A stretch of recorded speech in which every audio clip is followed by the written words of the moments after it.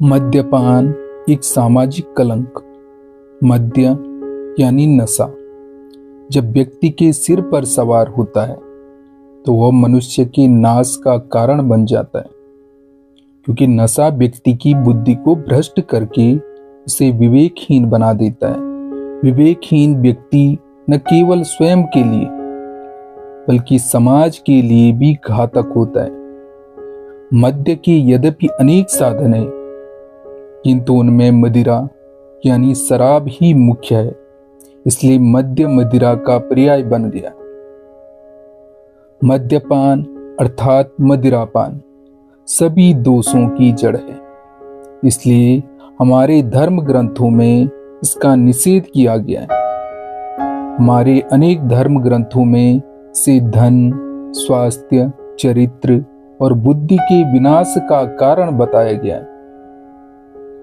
महात्मा बुद्ध ने इसके विषय में कहा था, शराब से सदा भयभीत रहना, क्योंकि यह पाप तथा अनाचार की जननी है। पाप और अनाचार व्यक्ति, समाज और देश के पतन का कारण होते हैं। इसलिए मद्यपान को सामाजिक कलंक के रूप में निरूपित किया गया है।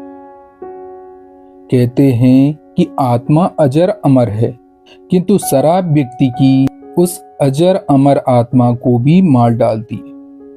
अन्यथा शराबी व्यक्ति को छोड़कर कौन ऐसा व्यक्ति है जो अपने लोक परलोक को सुधारने के लिए प्रयत्नशील नहीं होता। महात्मा गांधी ने भी इसे विवेक नाशनी वस्तु को घृणा की वस्तु बताते हुए सन 1927 में कहा था, मैं भारत में कुछ हजार शराबी देखने के बजाय देश को अत्यधिक गरीब देखना पसंद करूंगा।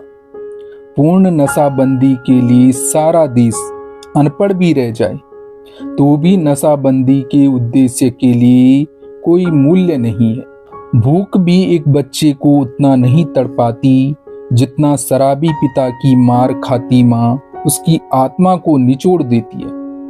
पिता का प्यार भरा हाथ जब भूखे बालक की पीठ थपथपाता है तो भूख भी कुछ समय के लिए सहम कर एक ओर बैठ जाती है, किंतु शराबी पिता के 56 भोग भी बालक और उसकी माँ के भूख को शांत नहीं कर पाते। धिक्कार है सोने चांदी के प्यालों में भरी उस शराब को जो एक बालक के मन में पिता के प्रति, पत्नी के मन में पति के प्रति, बहन के मन में भाई के प्रति, पिता के मन में पुत्र के प्रति और पड़ोसी के मन में पड़ोसी के प्रति नफरत पैदा करती है। इससे गरिमामयी तो वह सूखी रोटी और थिंगली थिंगली चुकी महिला की साड़ी है जो अपने माँ बाप, भाई बहन, पति पत्नी को आत्मीयता के आवरण में लपेटकर स्नेह के साथ सुनहरे भविष्य के सपने बुनती है।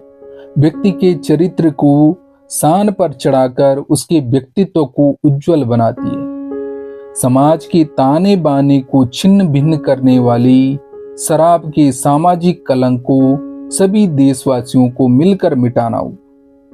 रिश्तों की पावनता को कायम करके सर्वत्र स्नेह और भाईचारा तथा संपन्नता का साम्राज्य स्थापित करना हो। उम्मीद करता हूं आपको ये आलेख जरूर पसंद आया होगा। आज के लिए इतना ही। धन्यवाद।